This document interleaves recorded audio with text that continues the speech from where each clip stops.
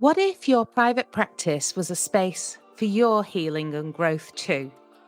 What if we could move our practices from a stress-driven business model to a practice that grows as we thrive? What if we become courageous leaders and agents of change through our practices? Join us as we explore the journeys of inspiring psychologists who are healing through private practice. Hello, and welcome to this episode of the Inspiring Psychologist podcast. And in this episode, we are talking about finding your voice, empowerment in private practice through visibility and branding. And this is such an important topic for us in our practice, I think. Um, Thinking about how healing it can be to find and embrace our unique voice and identity within our practice. And so today I've got co-hosting with me Dr. Amber Johnston, who is from Healthy Mind Psychology. And Amber will do a little bit of intro to herself. But I know, Amber and you and I, we've had lots of conversations about visibility, about showing up in our practices. And I just love welcoming to you. And I just love welcoming you to the podcast today. So can you share a little bit about who you are, what your practice is about? Absolutely. So I'm Dr. Amber Johnston. I'm a clinical psychologist with a specialty in neuropsychology. But in the past few years, I've taken kind of a real detour into recognizing that, and this is the key, I think, is that I didn't recognize before how much health-based work I was doing naturally with all my neurorehabilitation that I had been spending a decade plus doing. So I made this bit of a pivot to have more time in private practice helping people that really needed more support on an emotional level with physical health condition, and Yeah. then learning as I go how much there is a back and forth. There is a this mind body divide that people talk about that doesn't really exist, and that message was something I felt very passionate about wanting to start to get Yes, out there. So exactly. And yes, and hence, so I've known you from being on the TPPA course, and yeah. this was what my whole mission of the years has been, is trying to make sense of having a practice but not really having the clarity of the messaging, and how much Exactly. work needed to go into that it hadn't really occurred to me beforehand. Exactly. So Amber is co-hosting with me today, and that's because we also have a very special guest who's joining us. Tania Bhattacharyya is joining us all the way from California. And Tanya, I'm going to bring her in. She's going to let us know what she's all about, because Tanya and I have been working together on bringing our story to the world as well. So welcome to this podcast, Tanya. Hi there. Hi there. It's so good to be here. Thank you so much for having me. Hello. This is a real treat. Hi.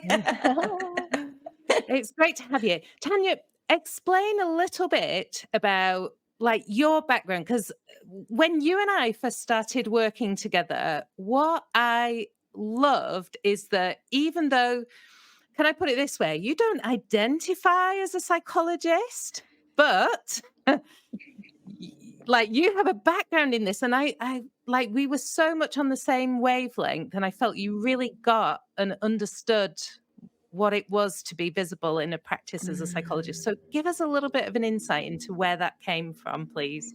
Yes, yes, yes. So even though I don't identify as a psychologist or a therapist, I kind of grew up in the mental health care space in terms of my entire career was working for an addiction treatment program that served women, pregnant women, women with their children. And I got my degree in psychology as well. Although I never became licensed, I never became an actual therapist doing direct services.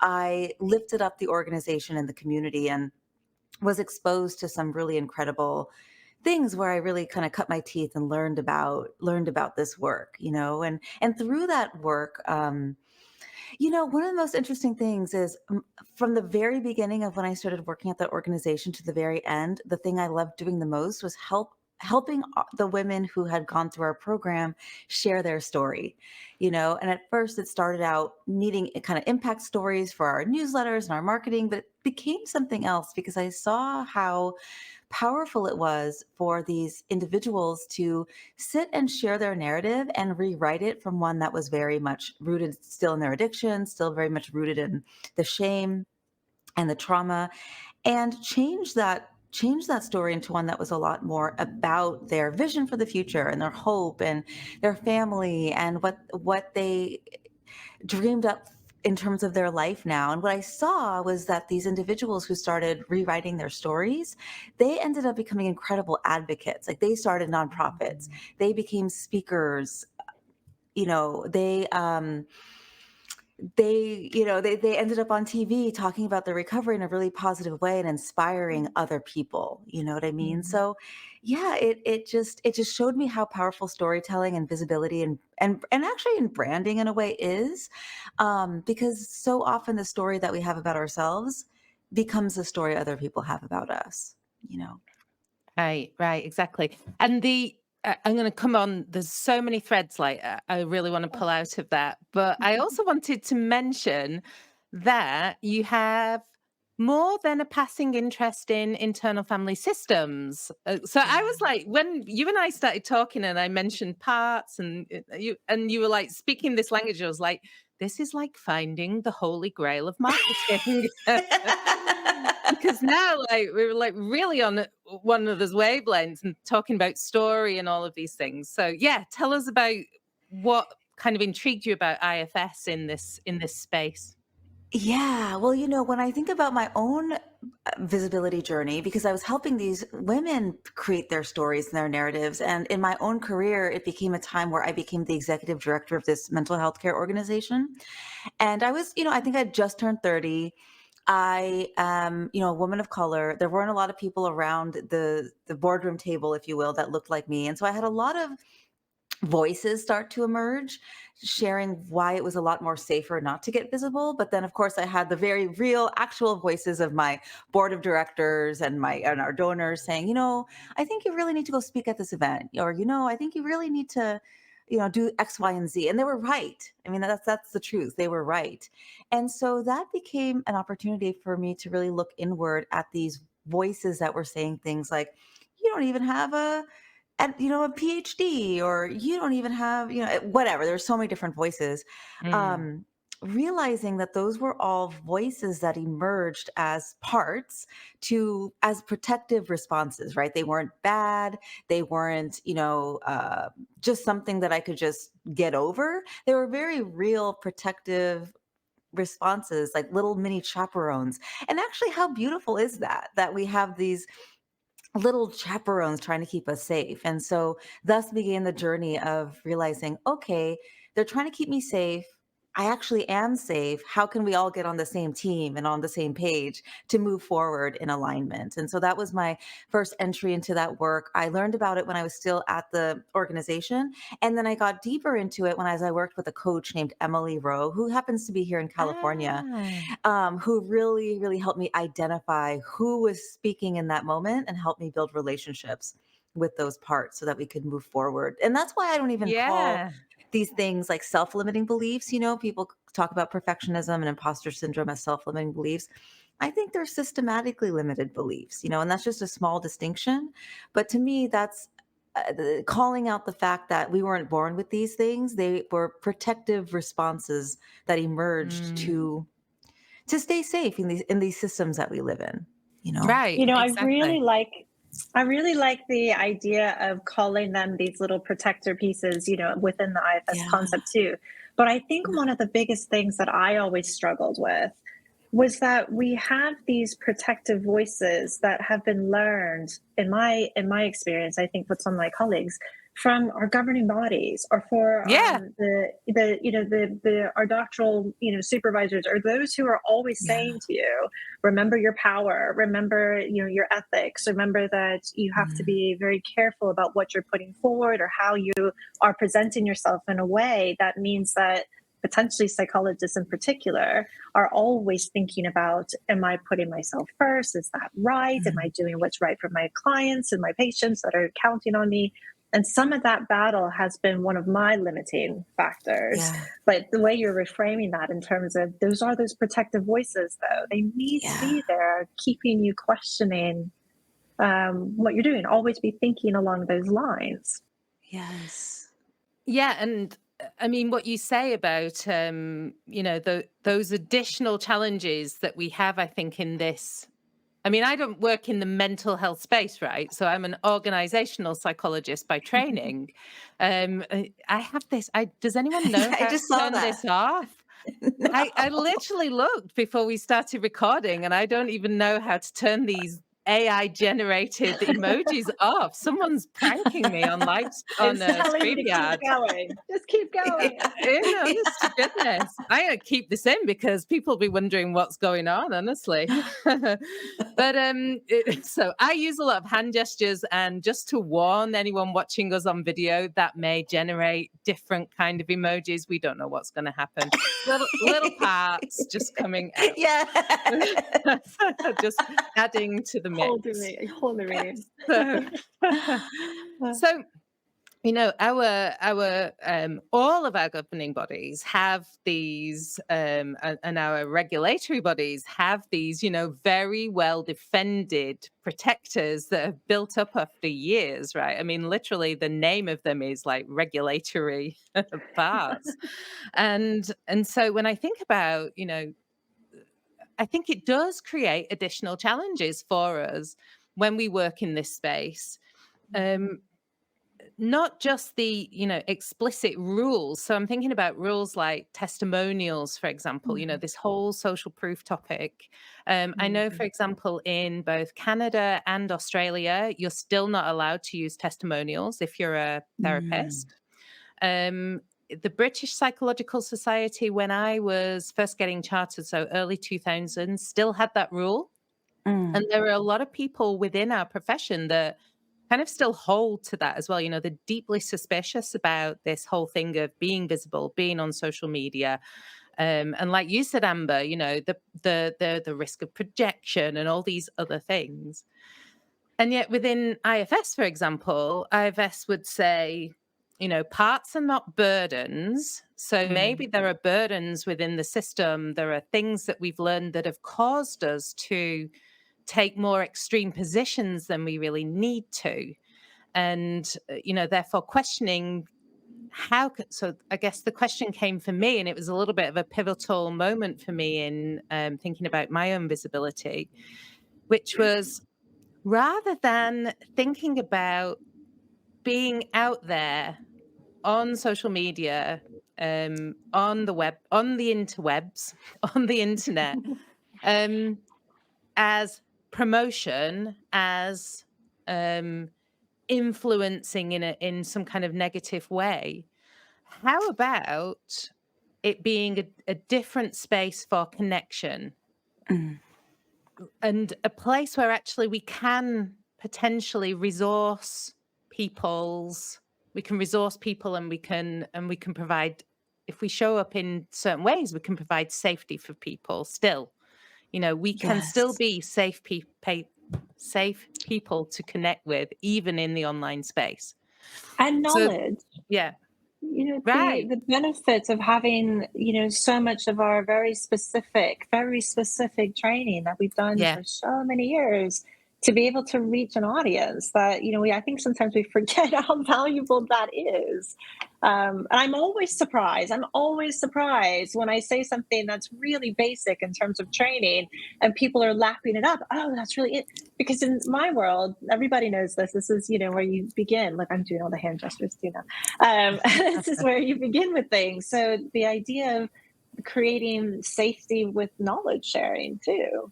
Yes, Mm, that's so true. It's that curse of knowledge. I completely relate. And you know what that curse of knowledge piece made me think of, which is maybe an interesting story that intersects with what we're talking about, is back in the day when I worked for this residential program, we had a wall, and we I don't know if you're familiar with the TED Talk. It's by Candy Chang. It's called Before I Die, I Want to.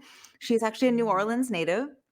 Oh, And Ah, yes, and so after Hurricane Katrina, there were all these just dilapidated, spaces. And so she took it upon herself to paint across the side of these old buildings before I die, she painted in black, and then before I die, I want to, and just left a bunch of space there. And it really took on a life of its own. And people started just writing their hopes and dreams and goals and aspirations.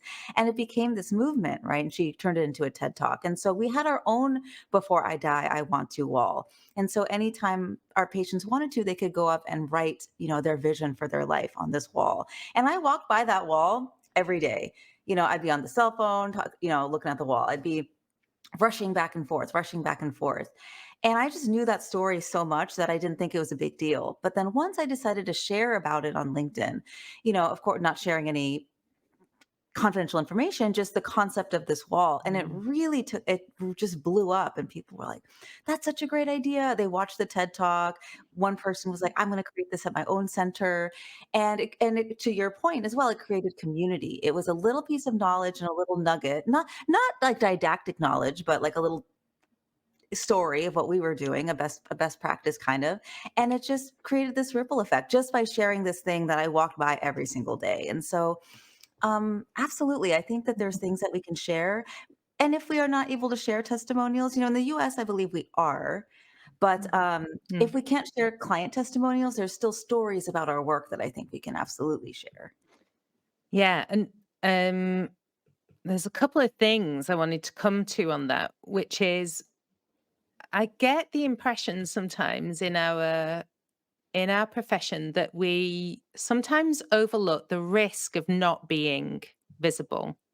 And Mm, I feel like that risk of not being visible is not just a risk to, having fewer clients than we might have done otherwise. I feel like the risk of not being visible is we don't we're only providing access in one space in that way, or in far fewer spaces than we could be. I mm, feel like when we are in some of these mass media communication spaces, we're actually providing spaces where people can access psychology and psychologists that they wouldn't otherwise have access to. Um, and then I feel like when we take up space in those places, we are also, how can I put this? Like, if we're not there, other people are there, right? yeah. yeah. Yeah. Someone will fill the space. Yes. Someone is going to fill the space. Hmm. That's So, if we can trust ourselves to fill that space in a way that is actually ethical, then I feel like that's a good thing to do, right? Yes, because marketing is mission. I think sometimes people have the misconception that marketing, or, there's a lot of term marketing, branding, visibility. What I'm really talking about, I think, it's all the same thing. But marketing is not just about having a website. It's not just about going to a conference. It's not just about speaking, like sharing online. It really is an extension of your mission because just like you said, if you are not showing up and sharing about the work that you're doing, there's a whole audience of people who have been looking for you. They haven't even known that they're looking for you and the Mhm. unique services you provide, but they miss out, right? They miss out on that potential bridge that you could have offered them into health and wellness and healing. Yeah, I yeah. find that's one of the things from my, were you looking at I me? was going to say, that's a great segue, Tanya, to come to Amber I'm because all over it. I've literally been bending Amber's ear about the topic of mission for, Yeah. and Amber's like, I know you keep asking me about this, but so I'm going to bring Amber in here Yes. because I yeah. would meet with Wendy at least once a month for probably a year where she was like, what's the mission? What's the mission? I don't get it. I don't understand it. What's the mission? And, I was like, why do and you not it's get so it still? But it's so hard sometimes. And it's especially hard to do that on your own, to kind of like Yeah. dig through and really get to the heart of what the mission's about. And you had a story about sharing it with your husband as well, Amber. I feel about like I got it to a point where I've been shaping and working and thinking through, and I was just like, "This is it. This is the mission." And I went out to my husband, and he was like, "I don't get it." That's such a husband response. I love Isn't it? that. It is, and he looked like that too. But I think that's the point. Like, you just get so in, and just like what I was just speaking about, when I'm realizing that other clients aren't necessarily on the same page as me yet. We have that learning journey to go through. What I almost think is the message I'm trying to put out may not be what my clients need yet. right. And going back to the testimonials too. I mean, when you're saying people who may not know that they need you, that's one of the big things I've always really wrestled with. And actually, I've had, people before say to me, I want you to share my story because I didn't know I needed Mm. this. And then that becomes difficult because you have a whole group of people who are saying, please put a voice out, be that mouthpiece because I wish I knew this earlier. And then, Right. you have other people who are going to feel like, oh, well, if you did it for them, are you going to do it for me against my, knowledge? It becomes again that ethical, balance with it all too. Mm. How do you Right. keep some people safe and secure while helping, others with a mission that they want to share with you? Mm. Yeah. Yeah. I think, Tanya, the other word that you've used a lot, and which you were helping us with on LinkedIn, especially, and which you speak to a lot, and I think it's so resonant for us, is this topic of story. Yes. And just thinking about what Amber was saying there about some clients, it is transformative for them to share that story. What have you seen that kind of, yeah, what are your reflections on story and the transformational power of story?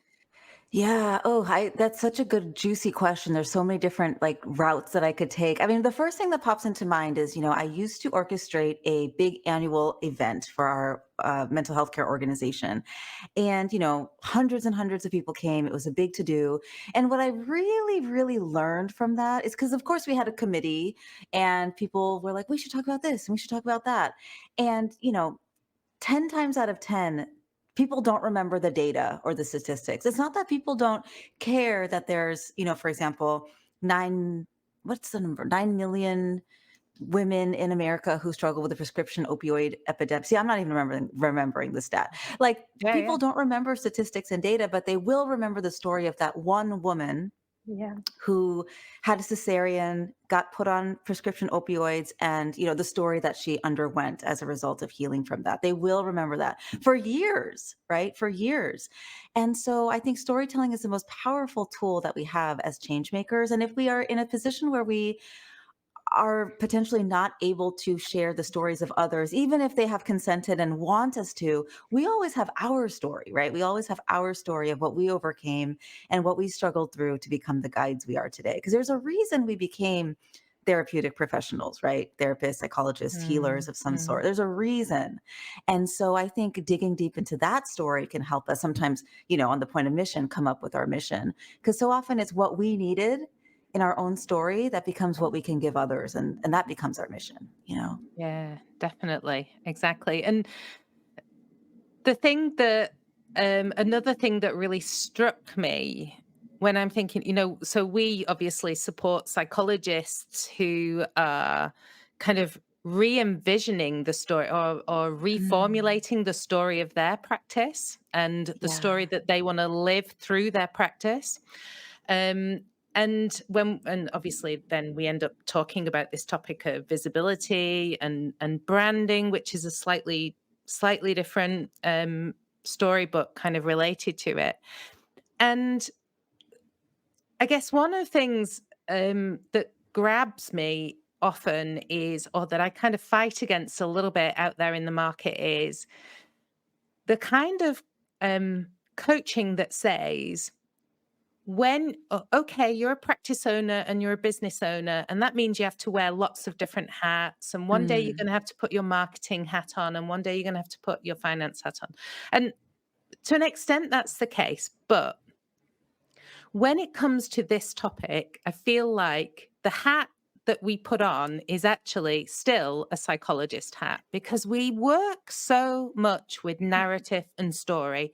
Like, this is an extension of what we do. Like, we can extend our skills and the way we show up with clients and just make that small shift into showing up in different spaces. I don't feel as though this needs to be a massively different way of being in the world for us as psychologists. So I notice you agreeing with me, but I'm wondering about your perspectives on that. Yeah. I love that. So I agree. I think we can integrate our identities and show up as we are in all of the spaces that we are in. Right. And You so say it much better than me. I will go with no. that. That was much better than I was trying to get out there, Tanya. No, you said it perfectly. And somebody who I think about is my friend Joy Malik. So she is a therapist as well, and she's also a coach for INFJs, like Myers-Briggs Ah, INFJs. I have an INFJ, and she specifically works with that population, which is like the the smallest percentage. It's like 3% of the population are INFJs, which so I love how she's niched down that deeply into it. But yeah. when I asked her about how she comes up with content, I asked her this on my podcast, The Campfire Circle. She had a really good answer, which was, it's not that she's putting on her marketing hat. It's just that she's sitting down in the morning with a cup of coffee and reflecting on, like, what do I need to hear this morning, right? What Yeah. did I need to hear 10 years ago when I was in the middle of my healing journey and I felt totally misunderstood? Like, what did I need to hear at that time? Because so often, again, we are not always, but often we are serving a version of who we once were.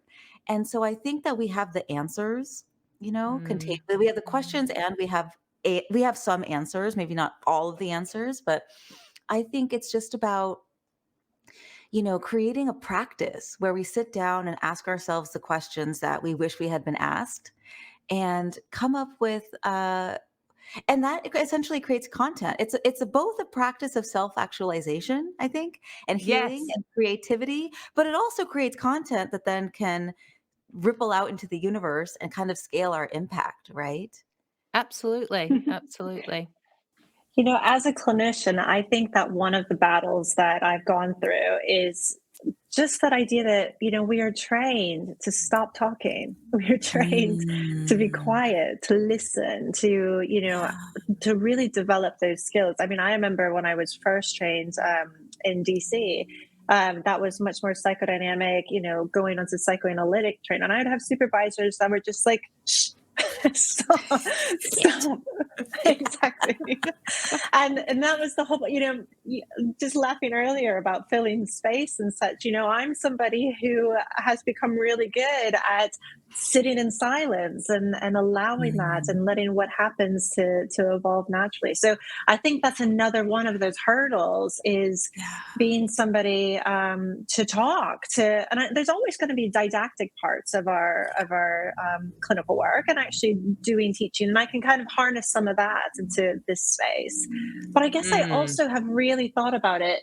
But all my poor friends, like that's the stuff that I show up with. We talk about. I come on to my different social media platforms, and I'm either talking about more of the didactic stuff that I'm doing in my own personal reading in the bathtub for fun, or I'm talking about the different conversations I've been having with my friends about stuff because that's what people Mm. are talking about, Right. Yeah. and then put it online.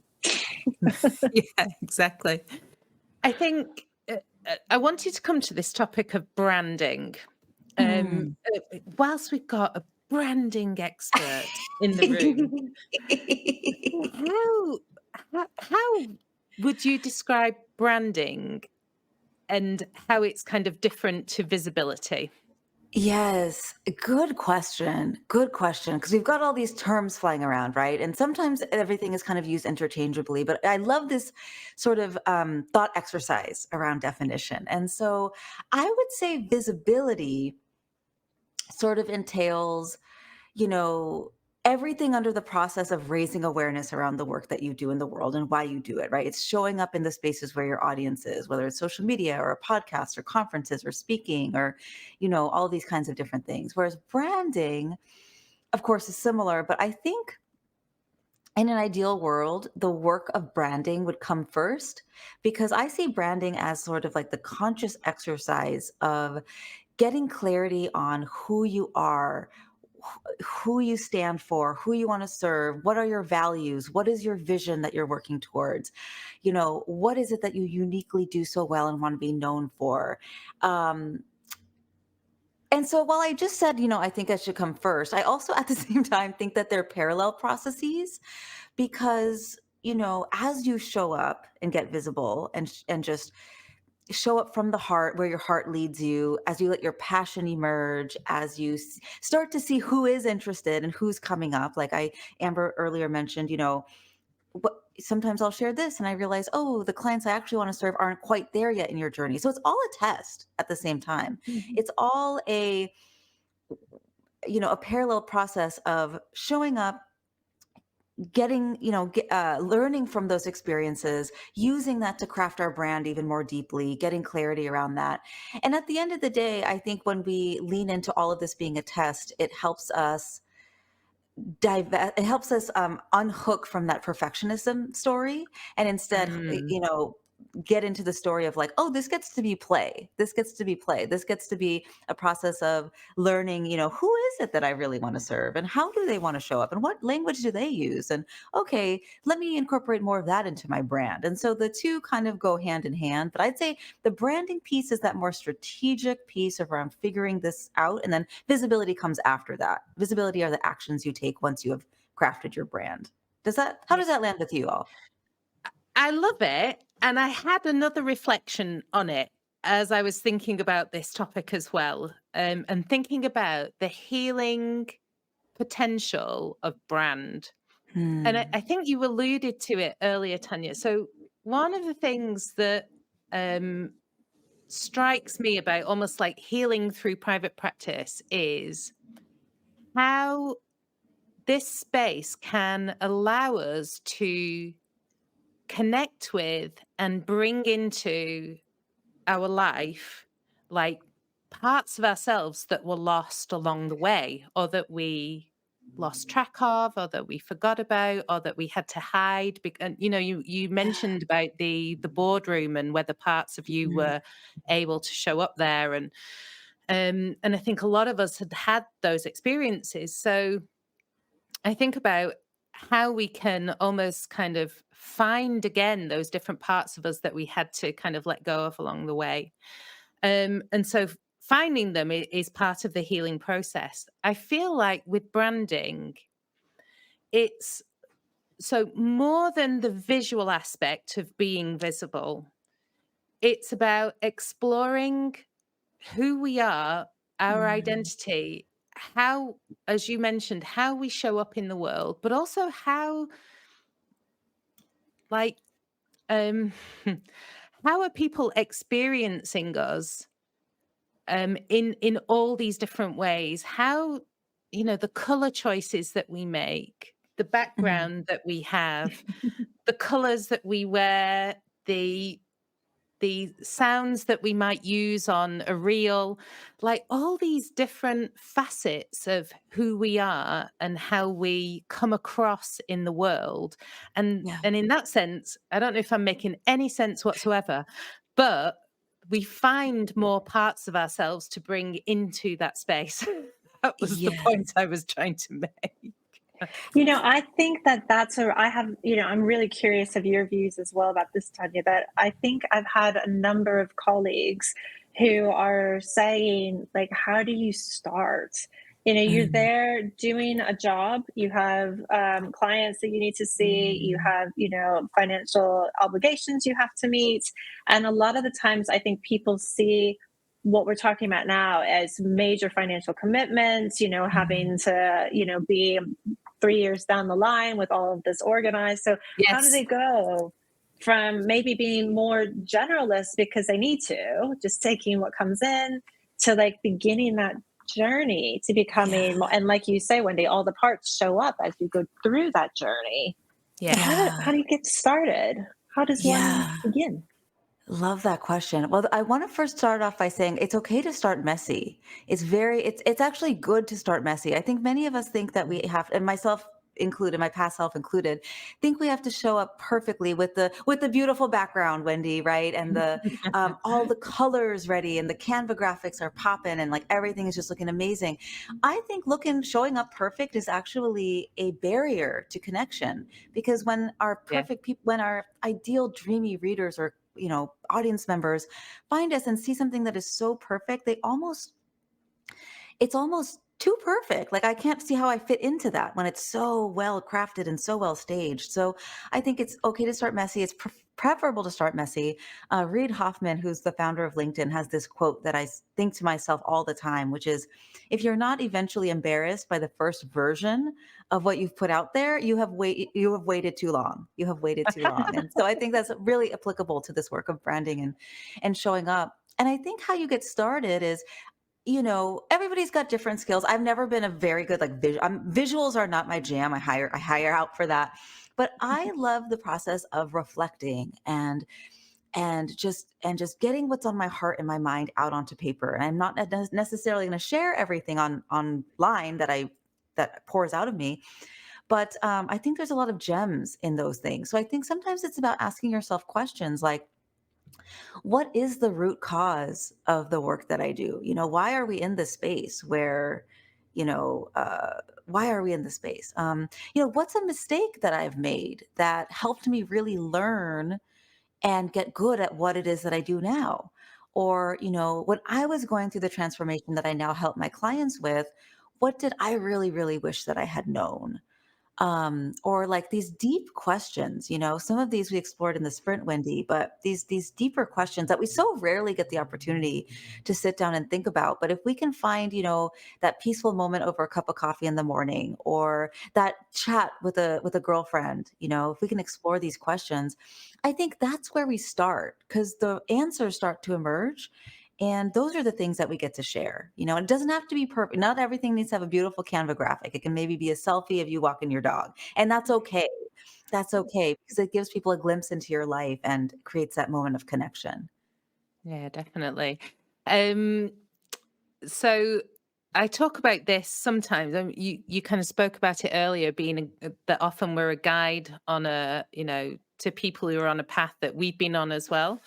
And I call it being participant observer in our own practice. Yeah. I studied anthropology a little bit, and I remember we talked about participant observer in this kind of ethnographic idea in our practices. Um, so, as you said, some of those reflective practices that we may already be doing in our practice, I think, gives us ideas about what are the things that we can reflect on that other people can perhaps relate to. But my favorite one is the use of kind of GIFs and memes. Yes. So, so I've got one of the things that I tend to ask people when we start working together about, what changes they want to see in the world. I tend to use three particular um, memes. Do you call them memes or memes? Memes. I think Memes. memes. I think Right. memes. Okay. Let's go with memes. Um, and first one is, I don't know. Do you know the screaming sheep I don't think video on so. YouTube? I'll put it in the show notes, right? So everyone Perfect. can.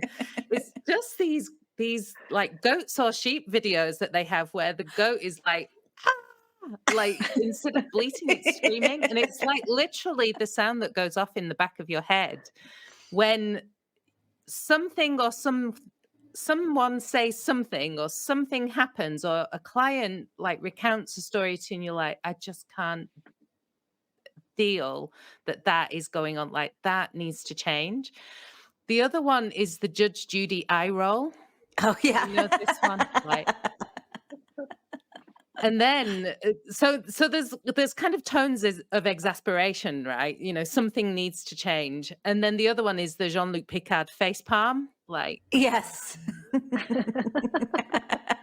like so, and this may just be culturally where we're at in the UK at the moment. There's a lot of kind of experiences that are like this. But Mm. I feel like there are also these kind of images or these like cultural references that we have that we really relate to that actually tell it's almost like archetypes, right? They touch on a deeper story or something is getting an emotional reaction from us. And so whatever that is, I'm like, be a participant observer, like, start to unpick what that's about. Because usually what it's doing is it's touching on something that's values based. And it's also, touching on something that goes a little bit deeper than just the surface. It's, Yeah. like the kind of raw sash test But for that's when the your courage story. comes in. Right. That's when it's all about being, courageous in your visibility in your practice, being able Mm. to, because a lot of those things are going to be, they have such, innate response because it's going against the grain and Right. Yes.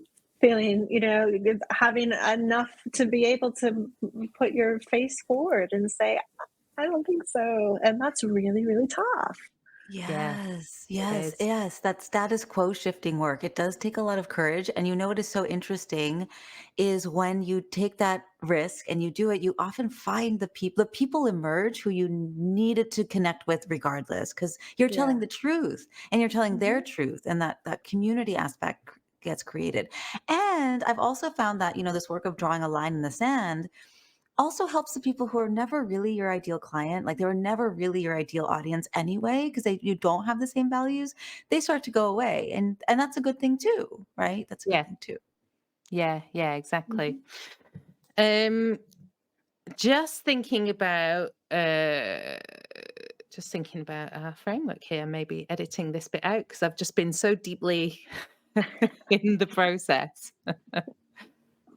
Actually, Tanya, I was wondering about your own experience of kind of bringing because obviously you worked in those environments that you described and then you made this shift. And so I'm Yeah. just wondering about what was some of your kind of Judge Judy, eye roll, maybe screaming sheep, Jean-Luc Picard moments that led to you creating the business that you have now. Yes. Yeah. Good question. Thank you for giving me an opportunity to reflect on that a little bit. I mean, when I think about those screaming sheep moments when I was still in the field, it was a lot of it was about insurance reimbursement, just the stuff which I don't know that you two have to deal with now, like the absolute hellscape Amber that is. does. Yeah. Okay.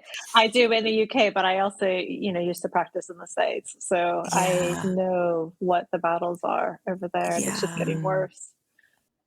They are, and it was really just any practitioner understood, how difficult it was, and really just how inequitable it was, and how just the decisions that insurance companies were making were resulting in a lot of Mm. people not getting the care they needed. So that was a big, thought leadership piece. What else? I would say, the piece around equitable access, Mm. especially around 2022 and kind of the long overdue racial reckoning that was occurring in I think in the States and perhaps globally. I don't definitely in the States. And so some of those pieces around who gets access to treatment and who doesn't, systemically, that was another big thought leadership moment. And what is interesting is it does take a lot of courage. A lot of fear response starts to come up when you share these things. But as I reflect back, the people who we really wanted to work with, they believed the same thing. These were the conversations we were having, on phone calls and behind in safe spaces. And so to bring it online just created more capacity for people to engage in those conversations and start to think differently, start to change their hearts and minds too. And so that's what I wanted to bring out more of as I started my consultancy, because I knew so many incredible change makers, founders, EDs, private practitioners, just people who are doing incredible work. And they did not know how to begin sharing it with an audience that could essentially, like I like to say, help them make shift happen, either as Mhm. referral sources, as potentially as clients themselves, as amplifiers, people who could get them up on stages. And I primarily work with women because culturally and societally and systemically, we just traditionally have not been given the space to show up and get big and share and, and do these things. I think many of us have been conditioned to be humble to a fault, to be seen and not heard, sometimes not seen at all. Mm, And so that's really, really what I wanted to do with my consultancy. yeah, yeah, exactly. And can I ask you any reflections on any healing you found in that? Yeah, it's building a muscle, right? It's building just like going to the Mm. gym. The first time you try to do a deadlift, like yeah, it's not gonna be cute. It's not gonna be pretty. You're not gonna lift that much off the ground. But every time you do it, and I know this is a cliche, but it's a cliche for a reason. It's very true. You build this muscle of speaking truth to power, of showing up and really sharing what you think, clearly. And now I can kind of show up and share what I believe. And there's still progression. Like you're always going to get stronger, right? You're always going to get stronger. There's still things that I think to myself, gosh, should I really share that? I don't know. And I almost back out. And then Yeah. yet every time I share, what's interesting? My friend Dana asked me, have you noticed a pattern in what you share? Like what gets more engagement? And it's those things that I'm scared to share because they are very vulnerable. They're very, I guess I would say, courageous. They potentially speak truth to power. Those are the things that get the most engagement. And I think it's because I'm not the only one thinking that, but airing it out gives other people permission to latch on and start sharing their story of how they experience that thing. Yeah. So it really does get easier over time. It's building that Oh, muscle. how do you potentially coach or help encourage the Yeah. women who they're new to this and have had, those parts and so thinking about going onto a platform or having a stage presence, how do you help them along with that own journey piece? Yeah. Yeah, I think the first piece is getting really clear on a vision. And I know that's hard because it can feel very like intangible or airy fairy, like what, but essentially it's about asking like, what is the world that I'm working towards? What if I could bring what I believe in to more people, right? If I could scale the impact of my work, what kind of a world would be created? And then how would I operate? How would I live my life? How would I show up in that world, in that new world? And I know that can be difficult, but I think with enough visionary practice and imagination, and definitely with support, right? With support, we can begin to show up that way. And that brings up the other piece. It's about vision, but it's also about surrounding yourself with essentially your squad, right? I like to call this my campfire circle, like the Yeah. people who have got your back. Who, when you say this thing, they're going to lift you up and support you because they believe in the same things. Maybe it's people who you went to who you got your master's degree with. I think everybody listening has those, 3 to 5 people who they know have got their back. And so I think it's about enlisting them in the process and letting them know, hey, I'm about to share this thing. I think I'm going to have a vulnerability hangover when I share it. This is big. Can you support me? Can you support me in this? And that support can look different ways. It could be engaging in the post. It could be, being alongside them when they hit post that first time. There's many different ways to support, but figuring out what it is that you need to take that next step and enlisting your people in that. I think those are 2 things that are top of mind in what I'd encourage. I love that vulnerability hangover. I totally know what You that love means. the hangover. I love the no, I love the no, I don't love it at all. I love I'm like, wow, you have a constitution there. Yeah. no. My hangovers are getting worse.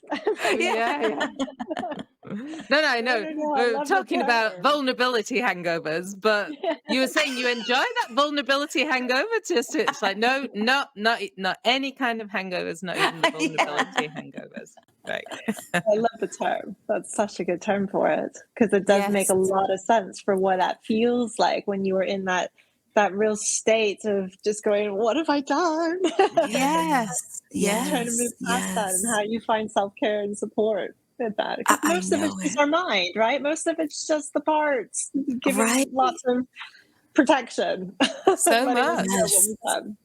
So much. And then the third piece I would say is what comes after you take that step and you start to see the comments and the messages of people who are like, I thank you for saying this. Like, this Mm. really resonated with me. Or like, you put words to something that I've been thinking about and couldn't really figure out how to say. And my philosophy is, for every one person who sends you a message like that, there's probably, 10 times as many who also thought that and just didn't take the action of actually sending you the message. Yeah.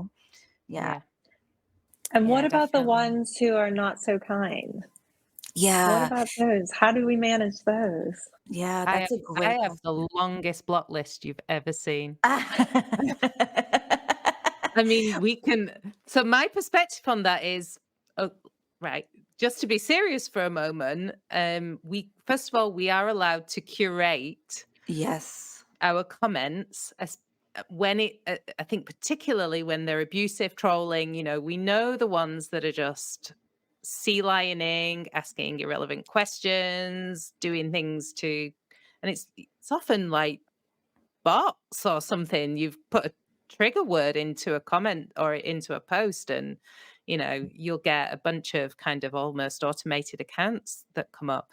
And then I think there are people who are genuinely like mystified by what you've said or something, but usually then it's a reasonably human reaction that you can work with. Right. But other than that, I'm pretty happy with the block button. Yeah, use the block button. I think of you building your online audience as sort of like you tending to your garden, and weeds are going to pop up, Yeah. and and you have the right to, tend to your garden as you will. You aren't required to respond to every, naggy message that you get at all. And I think, like Wendy said, I think sometimes you can discern who is actually having a curious human question. I think you can work with that. And then there's the people who are just trolling. And to that end, I have found, out of all the social media platforms, that LinkedIn tends to be a space that's pretty safe. I think, Yeah. things like Twitter, which is now known as X, or some of these other social media platforms are actually incentivized to get this like really what's the word, just antagonistic comments going, because it supports with their, they make more money that way. It has to do with ads. I Yeah. don't fully understand it, but this is something that I learned. Whereas LinkedIn, they make their money sometimes through ads, but also through premium memberships. And so it behooves them to keep their members happy, to keep it safe, to keep it professional, to keep it more of a safe place to show up. And so I've chosen to just be LinkedIn monogamous. That's not right for everybody. Not everybody, I think Instagram can be a great place to find, potential clients and things like that too. But yeah, be judicious with your use of the blog. You get to tend your garden. And so that's what I would say. Mm. And the last thing I'll say is, give yourself the space to like feel, because it doesn't feel good to get those messages. And so I think that's another space where your campfire circle can come in. And Hmm. go to seek support from your community, because it is a very real hurt that emerges when you get those responses. And so go to your safe people who remind you, who you are, what you believe in, why you should continue. Yeah, Hmm. that's what I'd say. Yeah, yeah. All of that just reminds me so much of why this process can be so healing. So when I think about, if we've experienced in the past, as many of us have, some of those kind of relational injuries where we've Mhm. learned that, as I said, maybe we somehow learned or had experiences that if we show up in a vulnerable way, or if we show up in a way that other people don't find acceptable, and then there's an element of rejection. Mm. Actually, when we start to show up and just little bit by little bit share what we think, share stories, share things about our values, and then actually we find acceptance, and we find community, and we find support, and we find the campfire circle. That is just like that's like a therapeutic process, right? I mean, Yes. I'm not a therapist, but Amber, is that a therapeutic process? Socializing is the number one thing leading to well-being. So finding There we your are. community. Yeah. Yeah, Yeah, Yeah, yeah. exactly. And that makes me think, we as humans, we have a tendency to kind of reflect on the negative more than the positive. And so another tool that I would say is create a high five file, or Oh, some people yes, you call it a have happy that. file. Yes, yes. And that's just a space where, when you get a lovely comment, a lovely message, somebody saying, "Oh my gosh, like Thank you so much for anything positive. Save that somewhere, save that in a little Google sheet or something. Doesn't have to be high tech, but that way, when you get that one-off random troll who's just kind of, you know, Mm. who's doing their thing, you have a whole plethora of beautiful comments to reflect back on, and remember that that's the troll is the one-off. Yeah.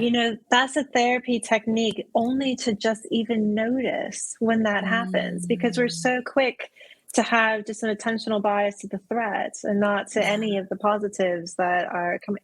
So actually just working on even noticing all of those Mhm. positives that come through and then save Yeah. it. But but working Yeah. on trying to create balance and recognize the bias and how easy it is to put so much additional weight on a negative and then just dismiss, 5 positives.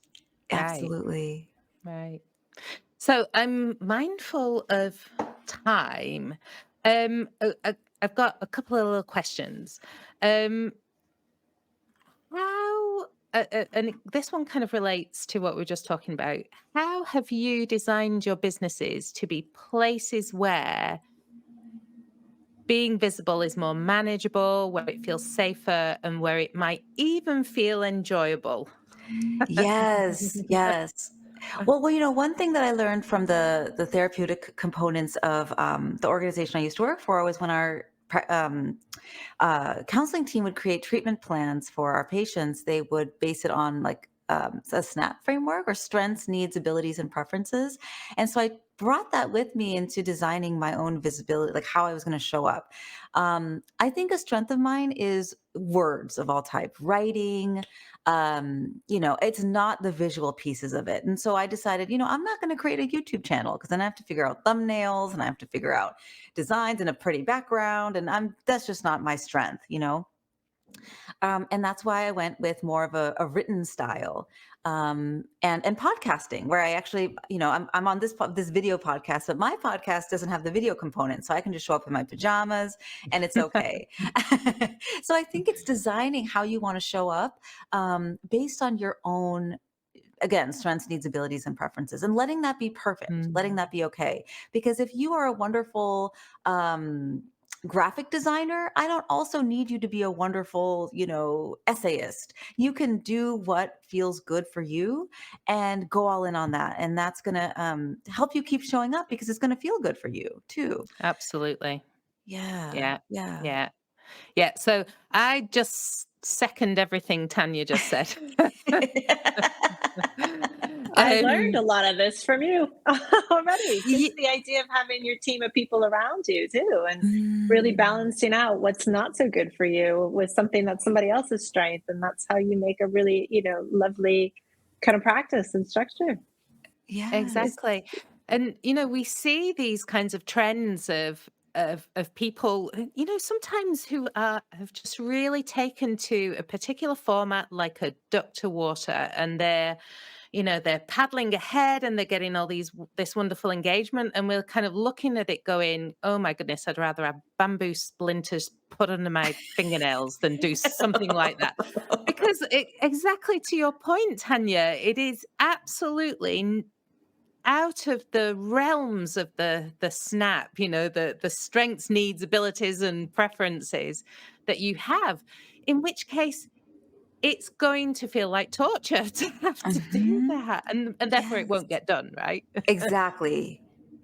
And Exactly. it's so much better to do the thing. And I love it when you see people whose beautiful way of showing up in the world and sharing what their work is about, how they care for their clients, and it's something like these beautiful doodles that some people do, Yes, great. or Cool. oh, and Tanya, for example, you shared with me memes in therapy, because Yeah. Tanya knows I like memes. And I'm like, oh, I wish I was so humorous and clever that I could just come up with these like swipe files memes that everyone has. If it makes your heart sing, then go with that. Yeah. Exactly. Anything to make it stop it from feeling like a chore into more of a process of self-fulfillment. And I too wish I Yeah. could do doodles. If I could do doodles, I would be so happy. But grass is always greener, right? I bet there's doodlists who wish they could do a video On a podcast like podcast. you know? Right, great. Stories on LinkedIn. Exactly. Exactly that. Okay, so second to last question.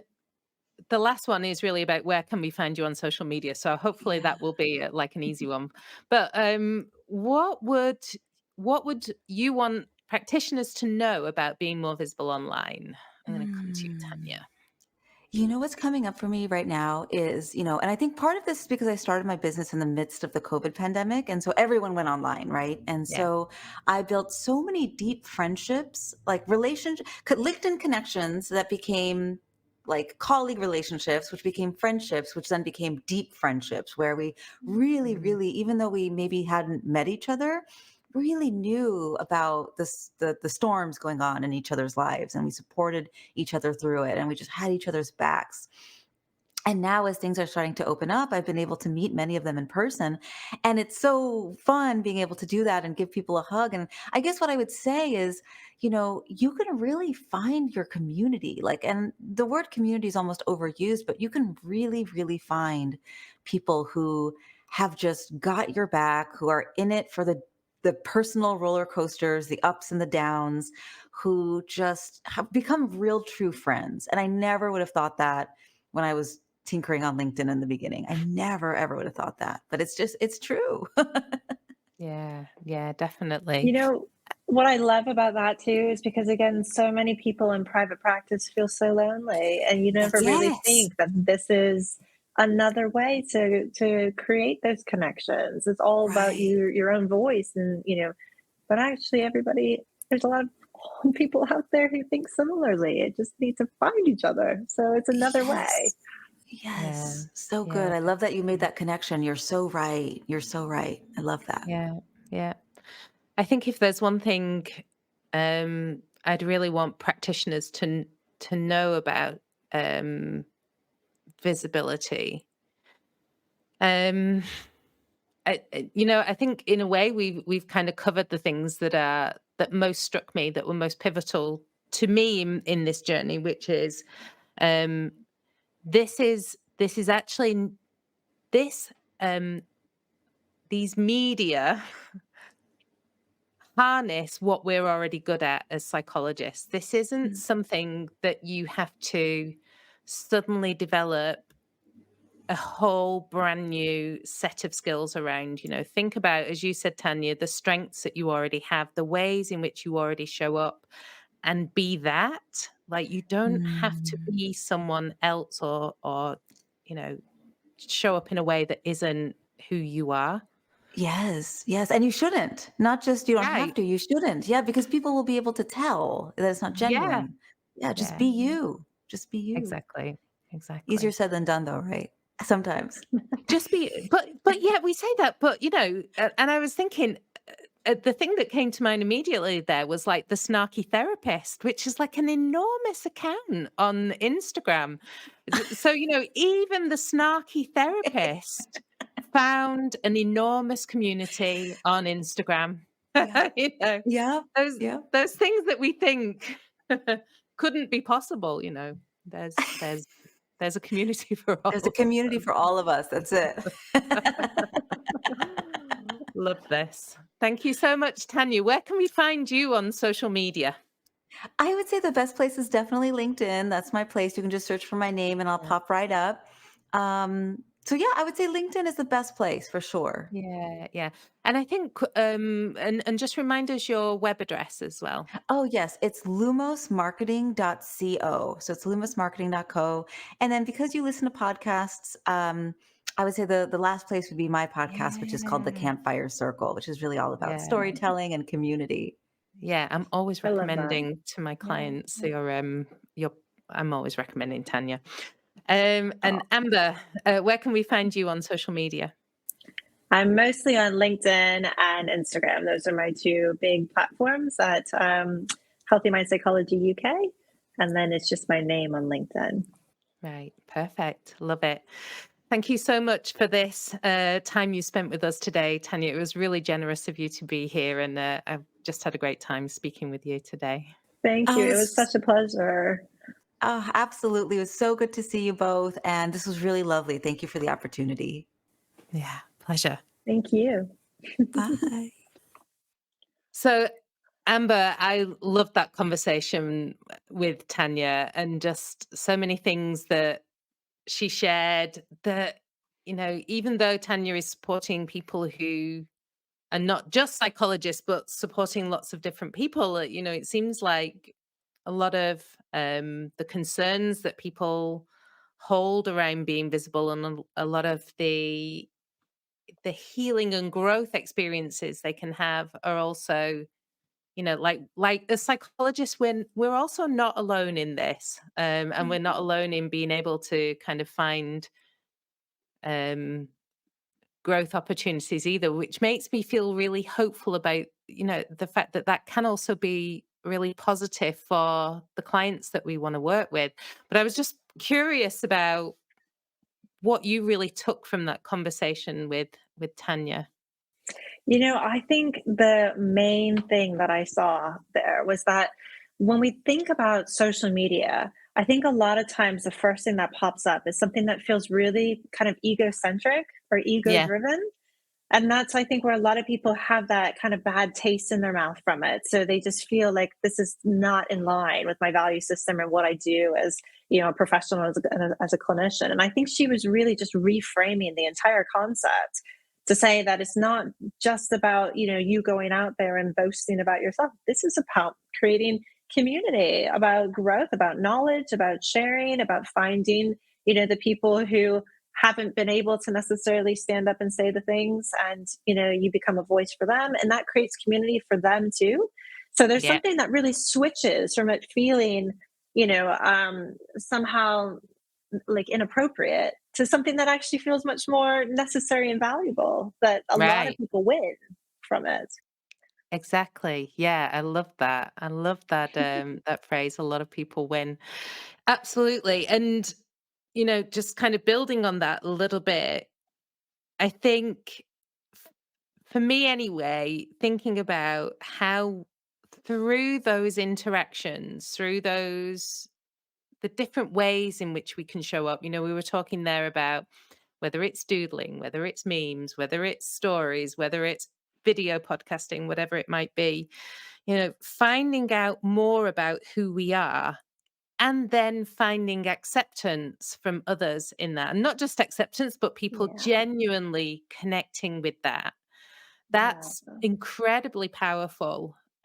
It's incredibly powerful for us. And as you said, it's incredibly powerful for other people to realize actually, there are also people like me out there. And look. hmm yeah, Um, and to absolutely. me, there's, going back to the whole self leadership thing and thinking about, some of the things we talk about in internal family systems. Two of the qualities, in fact, we've talked about three qualities of self leadership today. One is courage. So we've referred so many times to how actually this can help us to connect also with the courageous parts of ourselves. And the other two are perspective and playfulness.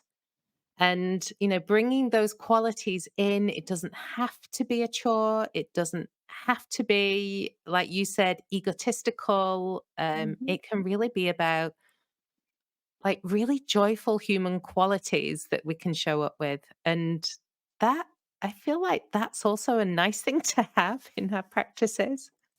I think the play interest, nobody really knows how to play as an adult anymore. So the idea of having this being, a source of play, the screaming goats, Yeah. just, that's playful and it's humorous and it is connecting. And it's really nice to have more and more examples of how we can Yeah. have playtime, which is so necessary. Yeah, yeah. So maybe visibility is not a chore, it's actually playtime in our practices. It can be, absolutely. One more comment that I just Yeah. have, which I find so funny, so interesting too, is that Tanya's talking about the narrative of, I'm not great with visual, and that's going to be her experience. Yet I just noticed that she's filled with language that was just creating so much visual, Yes. stimulation for me. So I was experiencing a vision of the campfire and the garden and getting the weeds out and, Yeah. these pieces in The Hangover, the vulnerability hangover. Her use of language, which she has known to be her skill, is really crafted something that maybe she isn't even fully aware of how much it is instilling in other people around her too. Yeah, so Just a that's thought. exactly that kind of that piece about branding that I was trying to explain in words that are not as eloquent as Tanya's, Yeah. which was that that that in this way, in this playfulness, we kind of we find more parts of ourselves as well, and get to know more parts of ourselves, and yeah, that really strikes home for me as well. That's a It's also about other people, how other people experience us. Yeah, Yeah. I Yeah. love that. Awesome. Thank you so much, Amber. It's been a joy Thank to you. co-host this with you. It has. Thanks for having me. This has been Pleasure. fantastic, and it's so nice to meet Tanya and hear about what she's doing, and how we can all be thinking along her ways for moving forward. So cool. Yeah, wonderful. Thanks, everyone. And until next time, this was the Inspiring Psychologist podcast. Have you experienced a toxic workplace or felt drained, disillusioned, or isolated in your practice? Perhaps it's time to transform your professional journey. Our Practice Accelerator and coaching programs are crafted to help you create a thriving practice aligned with your well-being and values. If you're curious about what this could look like for you, visit our website and explore how we can support you in building a fulfilling and sustainable practice. You don't have to navigate this alone. Let's thrive together. Join us at inspiringpsych.com. That's inspiring, PSYCH.com.